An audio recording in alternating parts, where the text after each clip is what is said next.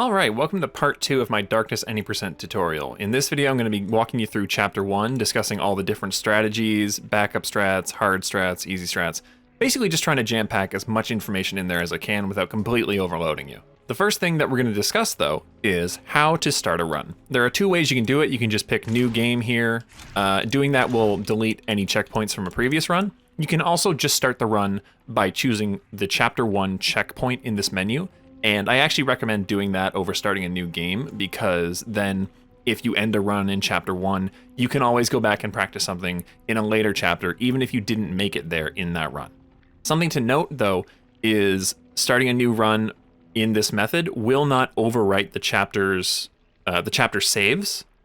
So if say you did a 100% run on a new game and then you did all your runs through the checkpoints, while it will function exactly the same as a new game, if you were to open up chapter 5 and practice something, you might have way more hearts than you would in an any percent run. So that's something to keep in mind when you're practicing. I would suggest just kind of walking through any percent on a new game and then using those chapter saves.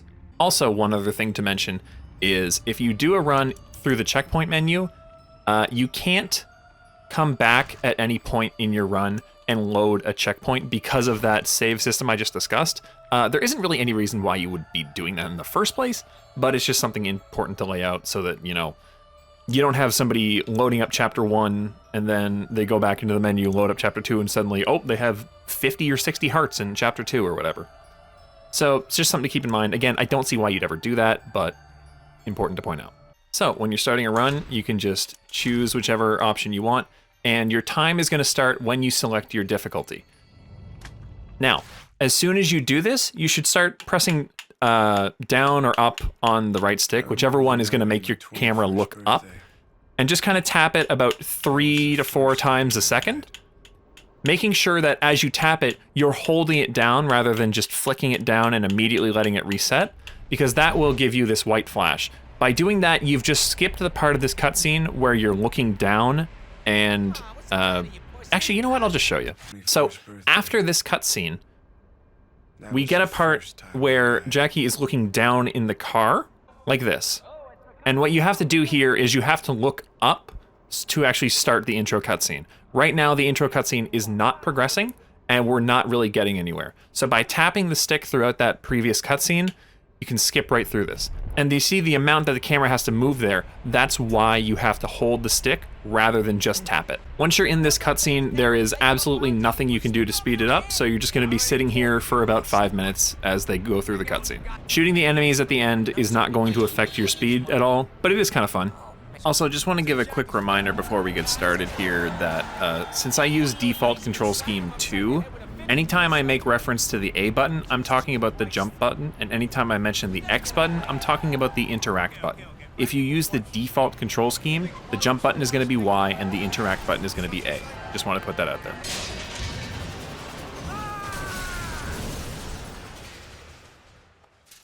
Alright, so once you're out of the intro cutscene and you're into Jackie's second little monologue here, you should be mashing A throughout this cutscene, because after this, there's a title sequence, and you can actually skip that with the A button. And my boss, Uncle Paulie, sent me here to whack the foreman. Like I said. So it's going to be coming up here. And skip right past it. And now this is also where you want to have tutorials off, because as you can see, Jackie just stands up here on his own. If you have tutorials on, the game is going to force you to actually open the back button menu, like the inventory map or your objectives, and then close it before Jackie will stand up.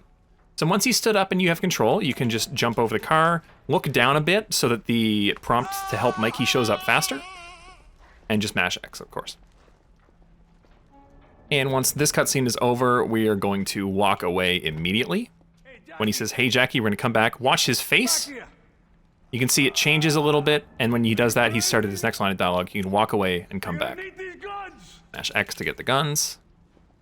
In this cutscene, you can be holding right on the stick to look at the lock faster. I find it's very hard to control. I don't do that. So as soon as I get control, look to the right, try to aim at the lock and not below it. I find that helps. And we're just gonna take the normal path here. So when you're going up this elevator, you want to stand around where this light is, which is about the center. If you're a bit too far off, I find sometimes the prompt to open the gate just doesn't show up. So we're gonna open the gate, and you see those guns on the table there. We're gonna be picking those up. So we're gonna run over to those, pick them up. These enemies will notice us, and we're gonna try to kill them. Try your best to avoid executions there. You can't always, it's fine. Also, sometimes the enemy that's standing on this side will start running off like this. If he does that, there's no point in trying to kill him, just run away. I'm gonna say to be killing these enemies, but what I really mean is try to kill them, but run by if you have to. So there's this enemy here we're gonna try and kill because he drops 2 pistols. Doing that will generally make that enemy stand in that doorway or come out, kill him for 2 more pistols. And when we come up here, we're gonna try to kill all of these guys while also running through. And also on this table, there are 4 pistols. You should be trying to pick up as many of them as you can. Another little note is sometimes when you come in here, you can stand about here and these enemies will be lined up for 3 easy headshots. You should be going for that whenever possible. Once they're all dead and you've picked up as many guns as you can on the way to the elevator, we're gonna get to the first trick of the run. So going up this elevator, you're gonna have 2 options to proceed here. I'm gonna show you the easy way first, which is really just taking the normal path through the game. We're gonna try to jump up on this platform when we can. Should be like about here, yep. And go around and through the crouch tutorial. Now remember, when you crouch down, you should press crouch again so that as soon as you come out, you stand right up. Going this way, an enemy will spawn behind this door. Sometimes you can kill him as he pokes out like that. I find it's very hard to avoid an execution kill in this instance, which really isn't a big deal because this guy also drops 2 pistols and it's great to have the extra ammo. The other strategy here is a trick called elevator jump. What you do is you start the lift again and jump up on this switch here. What you're gonna be doing is diagonally jumping across to that part of the scaffolding or whatever. So a good way to set this up is to put your cursor, or your crosshair rather, right around there, move diagonally, and when it's about here, like not quite touching this pole, that's when you're gonna jump. So that'll look like this, and I've made it across. This saves about 5 seconds, but it's not an easy jump to make, and missing it will lose you about 30 to 40 seconds because it sends you right back to the top of the previous elevator. I really wouldn't go for this trick unless you feel very confident in it, or you're just a tryhard like me that feels like they have to do all the stupid tricks that don't really matter. Something to note about this trick is that you can't make this jump unless the elevator is almost completely stopped. There's a specific point in like the sound that plays when the elevator is about to stop where you can make the jump. It kind of goes to a low and then high pitch. When it hits that high pitch, that's when you can go. So, right there. Again, don't go for that trick unless you're very confident in it and you really, really want to save 5 whole seconds. Because if you miss that, you're probably going to start your run over. So once we're here, we're going to run through up the ladder. What I like to do here is 2 strafe jumps and then diagonally strafe on this dumpster and jump right around here so that you can get up to here. If you find that too difficult, you can, of course, just jump up here and run across like this. But I find it's very, very smooth when taking this ladder to go up here, strafe jump left, strafe jump right, walk, and then jump diagonally up here. It takes a little bit of practice, but it's pretty smooth. And then we are just gonna do the bomb as normal. Open the closet, run away. Don't get caught on the wall is a good idea. And then we are on to the cemetery. All right, so once we're out of the loading screen, we're gonna turn through this door here. And there are actually 2 pistols on this bench here. Try to pick those up as you run by. So we're gonna start strafe jumping once we're out of that little section and into the more open cemetery area. I like to not strafe jump once I'm over that wall because these enemies will start shooting you, and if you're in the air, you're gonna go flying and probably miss the door. And strafe jump through here. You see the camera kind of like juts to the side there. There's something like that your camera locks onto here. I'm not really sure what it is. As you come around this corner, Jackie's gonna put his guns away, and as you do that, you should kind of just mash them again to pull them out so that you can shoot right as you come across this corner.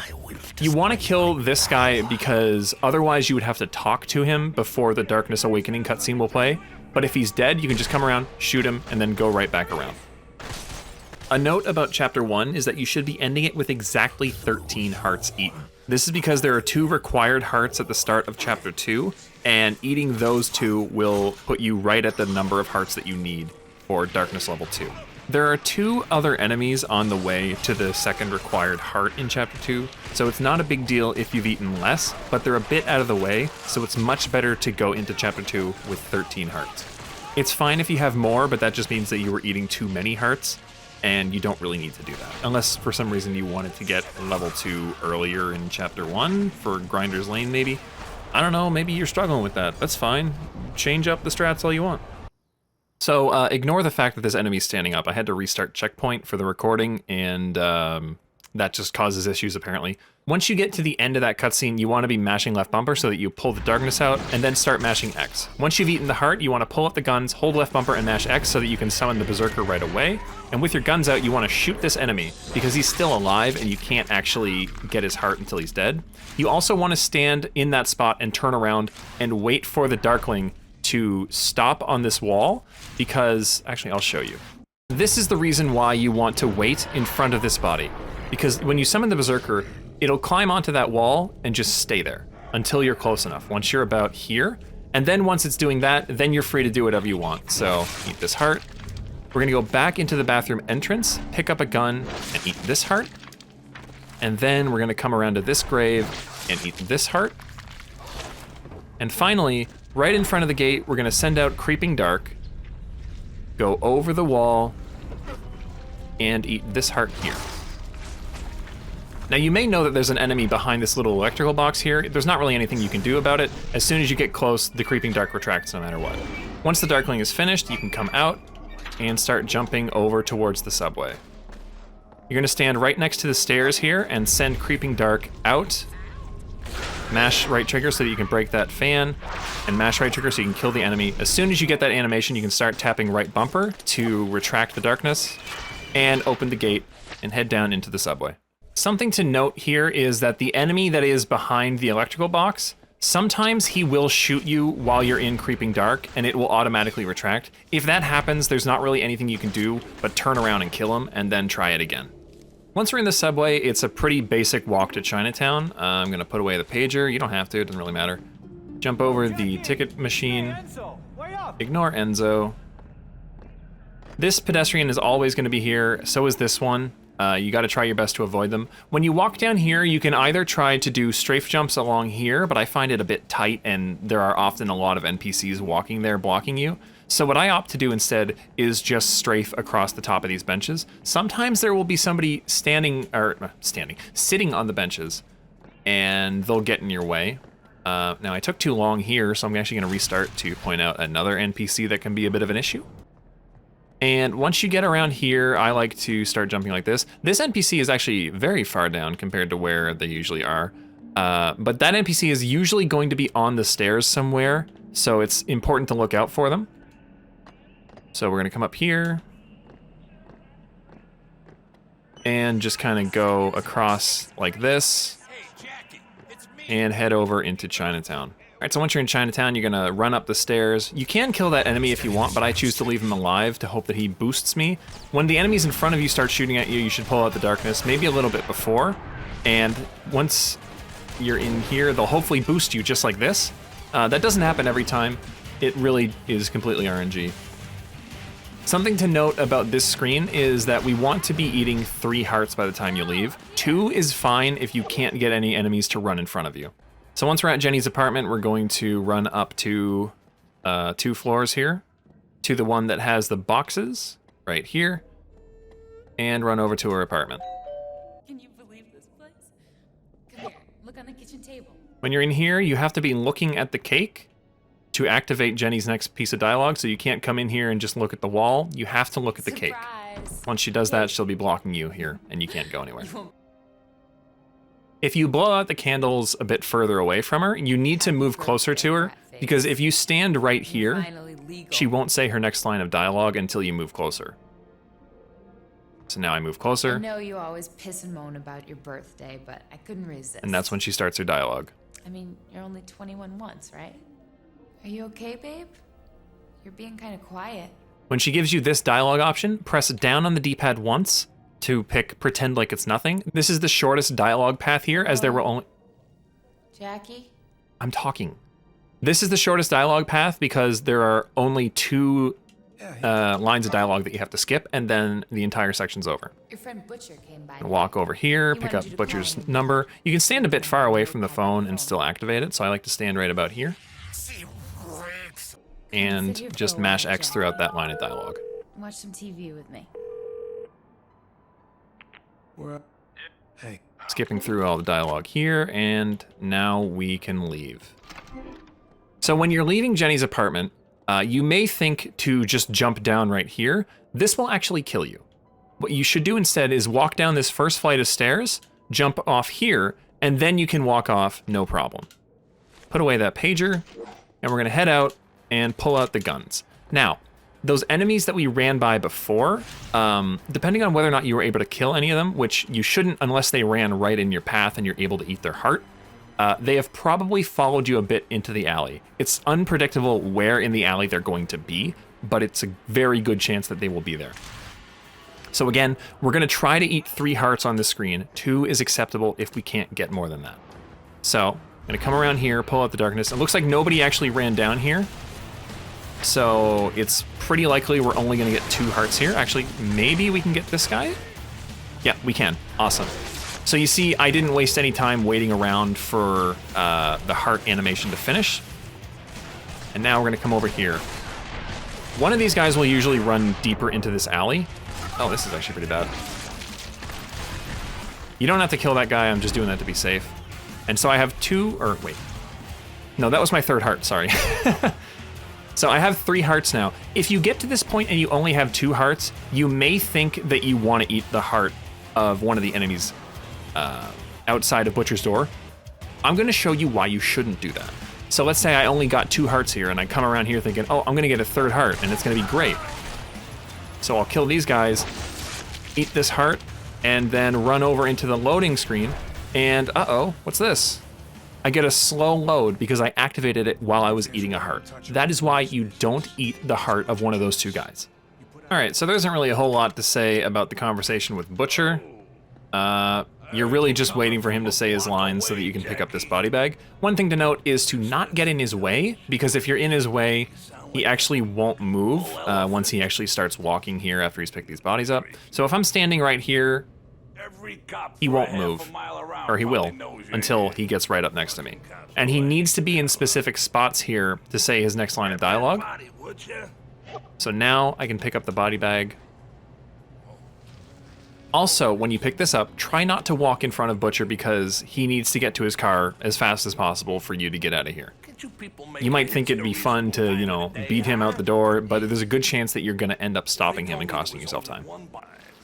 When you're putting the body in the car, you may think that you want to be looking at the car, and while you can do that, I find it a lot easier to just stand in front of Butcher and put the body in like that, because the prompt extends all the way out to him, and I find it's a lot easier and more consistent to hit that. Now, once you've put that body in the trunk, I like to move a little bit to the left here and get ready to walk away as soon as he starts his dialogue. all right.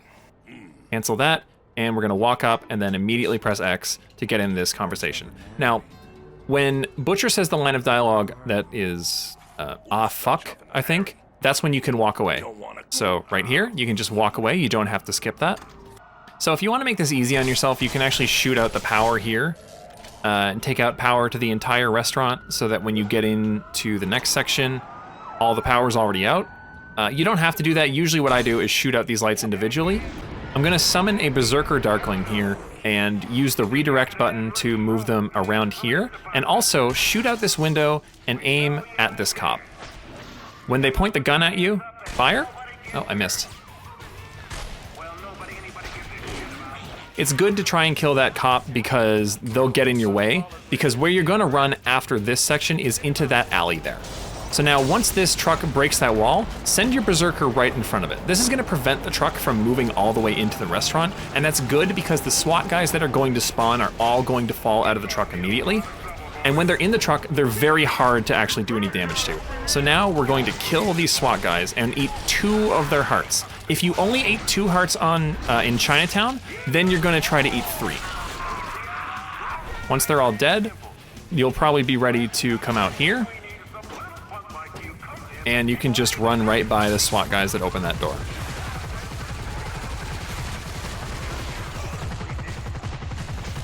And we're gonna head right into this alley. You've probably lost your darkness by this point, so when you get here, you can press it again, pull it out, and start mashing X and left bumper to summon a berserker. He'll open this gate here. It's a good idea when you're running down here to try and shoot the cop on the right, because if you don't, that cop can kill the berserker darkling and make it so that the gate does not get opened. Now we're gonna climb this ladder, and this is another place where there are 2 different strategies. One of these is much more difficult than the other. The first strategy here is just going forward normally, jumping off. You don't have to kill this cop. You can if you want to. They'll shoot you here. They're probably not gonna kill you. Come into this alley and jump onto this dumpster. It can be a bit tricky. Sometimes it gives me a lot of trouble, like right now. But you can jump over it like that. Try and get the darkness out for protection, and then go on to Hunter's Point like that. The other strategy here is a bit of a difficult one to explain. Basically, if you walk into this wall and kind of hold like a bit in towards it, you can kind of ride on it as long as you're mashing A. And in doing that, I fell off there, unfortunately. It's a pretty difficult and inconsistent trick. Let me see if I can get it going. So the way that I do it is I strafe walk like this. As soon as I get to the edge, I hold a bit into the wall, a bit forward. You want to be not quite diagonal on the stick if you're looking forward like that. So get here, hold a bit diagonal, mashing A throughout this entire thing. And once you get here, turn the camera and you can jump right over the fence and head right into Hunter's Point without the cop car even coming through that gate. It's a very difficult and inconsistent trick. It'll take a lot of practice to get down, and even then, it's very inconsistent. So we're gonna head over into Hunter's Point. All right, so now that we're at Hunter's Point, we're just gonna run straight to Dutch Oven Harry's. You may know from playing this game casually that there are 2 ways you can do this. One of them is just shoot everybody. The other is get a password from that guy. We're not gonna do that. We're just gonna shoot everybody. So we're gonna come down here, right up to the door, shoot Dimitri dead, and summon a Darkling. Make sure that Dimitri is 100% dead before you summon that Darkling, because if you don't, then the Darkling is going to target Dimitri and then start killing other enemies in there rather than open the door for you. So, once you've done that, as the Darkling is being summoned, you can shoot out the power. Back up a little bit, I find that makes the Darkling opening the door more consistent. Once that slides closed, then you can run in. The only enemy here that you have to kill is Roach, who is over here. Kill him, and then you can run right out. Now that you've killed him, the ladder on the fire escape will be lowered.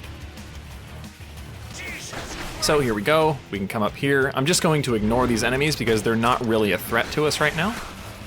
Up the fire escape. You're gonna go up 2 flights of stairs here and then crouch in here. Remember to press crouch again so you stand up immediately. Now, this section can be a bit of an issue. If you run in here and that guy in white notices you, you should kill him. He has an SMG, and if you get caught on something or an enemy blocks your path, you can die very, very quickly.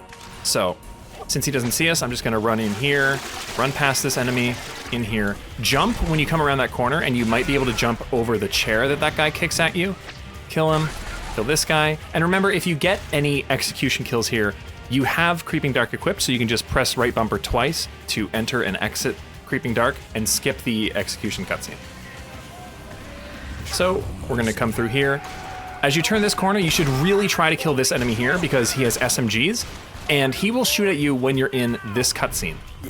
You can die in this cutscene if enemies can see you and they're shooting at you. It doesn't happen very often, but it happens often enough that I try my best to kill that enemy with the SMGs. So once we're here, we're gonna drop down on the right, wait for the train to pass, try to make sure you don't land on the train. And as we wait for this, we're gonna hold left bumper and mash A to summon a gunner and just start strafe jumping away. You should see a little subtitle that says assume tactical positions. Yep, that means that we summoned the gunner and now we are free to just jump away. The gunner will stop the next train and we can continue on. There isn't really a whole lot to say about this next section. We're just gonna be going to Fulton Station and watching a cutscene. At the end of the cutscene, I'll explain a little dialogue skip you can do, though. Also, when you're waiting for the train here, you can line up with this pole here, and you'll be right in line with the door. So just wait. What I do is I come around the corner here, stand about here, and just wait until I see the train door opening, and just run right in. All right, so once you get to the end of the news cutscene, you get this dialogue prompt. You can go through it, skip 2 lines, and then this one you can't skip. So during this, I like to just run over to where Jimmy is gonna be. Okay, I guess. And then as soon as he starts talking, we're gonna run away.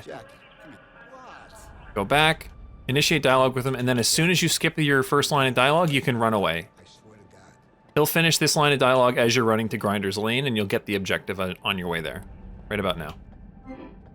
Something to keep in mind here is that sometimes the NPCs can block both of these ticket booths. If they do that, you can generally walk through this little turnstile. If this is also blocked, you just have to wait. I've never seen that happen, but I wouldn't be surprised if it could happen. All right, so we've arrived at Grinder's Lane, which is kind of like the big combat section for this chapter. There are 3 ways to enter Grinder's Lane, one of which is so random that you're pretty much never going to get it. I don't even ever go for it. One of them, I usually give a try, but it's very hard to pull off. The last one is just walking in normally. So the first way that you can enter Grinder's Lane is incredibly difficult. Running up here with guns out will cause Frank Mortis to kind of step out from where he's standing and crouch down like this. Oh, I wasn't close enough. Basically, if you can get him to stand up and not be in his little corner here, you can jump on his head and into Grinder's Lane. It's very difficult and is really, really not worth going for. Let me give it one more try, why not?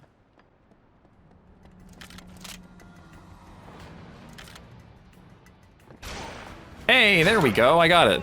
So that's the Frank Mortis jump. It's very inconsistent, unreliable. I don't ever suggest going for it. The second method for entering Grinder's Lane is a trick called wall climb. There's a trait of all walls in this game where if you are up against it, I usually use an angle like this, and you move almost parallel to the wall, but slightly into it, and jump, you kind of ride along the wall there. And if your angle is just right, you can actually gain height, just like that. If you pull it off perfectly, you can get all the way over this wall, but it's very, very difficult. I don't suggest going for this more than once. See if I can actually pull it off here. There we go. So that's what it looks like when you pull it off. Again, that's a very difficult trick to pull off, very inconsistent. I don't suggest going for it. The last way to enter Grinder's Lane is, of course, to just walk up to the front gate and shoot the power box. What I like to do in my runs is go for one wall climb, and unfortunately I failed it, and then just continue walking here, shoot out the power box, and go in. Now, something to know about Grinder's Lane is you have to kill every enemy here. Well, okay, that's actually not quite true. There are some enemies that you don't have to kill that are further in the back section of Grinder's Lane, but I'll show you every enemy that you have to kill here. If you don't kill every enemy, you're not going to be able to burn the money at the end. So the first thing we're gonna do is come in here and grab this gas can. Make sure you don't forget that. Then we're gonna come into Grinder's Lane. Make sure you don't bring out your darkness here because there are a lot of lights. And we're gonna come in here. As soon as you open this door, pull out the darkness and start killing everybody. Remember, everybody has to be dead. Eat 1 heart in here to refill your darkness energy. Open this door, and there's gonna be an enemy here. Sometimes, yeah, okay, right there. I'm actually gonna just kill this guy right quick and discuss where these enemies can be. These enemies aren't always in the same place. Sometimes the guy that was here will be running towards the door. Sometimes the guy that was, where was he? He was here. Sometimes he'll be over this way. You really need to prepare yourself for them to be pretty much anywhere in this room. You'll get used to the positions the more you play. Just to be clear, the enemy that ran out of the door on the left there, the kind of locker room area, that is one of the enemies that you have to kill to be able to burn the money. Sometimes he won't run out of there and you'll have to open the door to actually kill him, but he will generally count towards the enemies you have to kill. Sometimes the game will also just decide that another enemy back there is required to kill. If that happens, you just gotta run back there and start gunning guys down until you can burn the money. So when you're doing this room, you've killed all 3 guys. I like to eat a heart here, run up to this door and summon a Darkling. It doesn't matter which one. Generally, they will open the door for you, and as they're doing that, you can shoot in through the window, and you can kill all of these enemies, make sure they're all dead, and burn the money. However, if the Darkling does not open the door, you're gonna have to shoot out the light and send the Creeping Dark in through the window on the door. Obviously, I can't do it now because it's open, but basically, you do that, you send it in, and then it gives you a prompt to unlock the door that way. It's really unfortunate when that happens, but there's not really a whole lot you can do to prevent it. You just kind of have to hope that the Darkling opens the door for you. So when you've killed all the enemies, you should be able to burn the money. If it says that you can't, there's a good chance that one of these enemies is not actually dead and is just kind of like laying on the ground in pain. You'll be able to tell that they're still alive because they'll be moving a little bit, but it can be hard to tell. Just make sure that they've all died and are not moving. So you can burn the money, and you can hear that there are enemies talking, yelling at you. You don't have to kill any of those enemies. It's just the 3 that run into this room. There are a bunch of enemies further on down there. You don't have to worry about them. Also, make sure that when you burn the money, you press B to skip the cutscene. You don't have to watch that whole thing. So once you've done that, you can just come out this way, and you're gonna jump on the barrels to get out, and head back into the subway.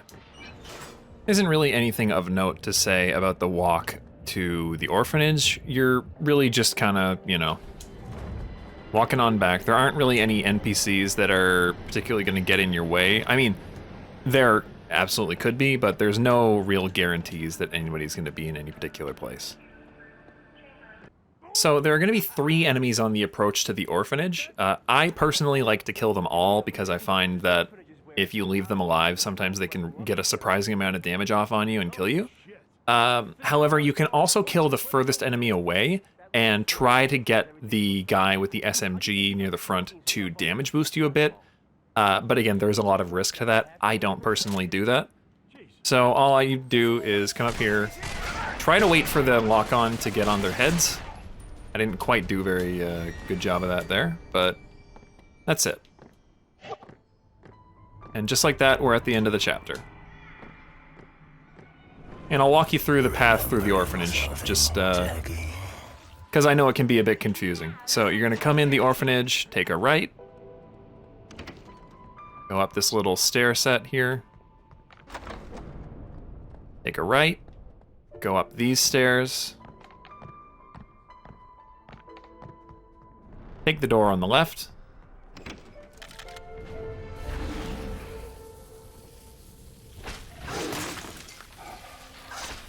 this will be a night to remember. once you're across, you take a right and a left. And now you are in the last cutscene of Chapter 1. Which I'm not going to make you watch. So thank you for watching this. I hope you look forward to Chapter 2. There's going to be a lot more tricks in Chapter 2. That's where the game gets serious. Thank you for watching. Jackie was so right about you.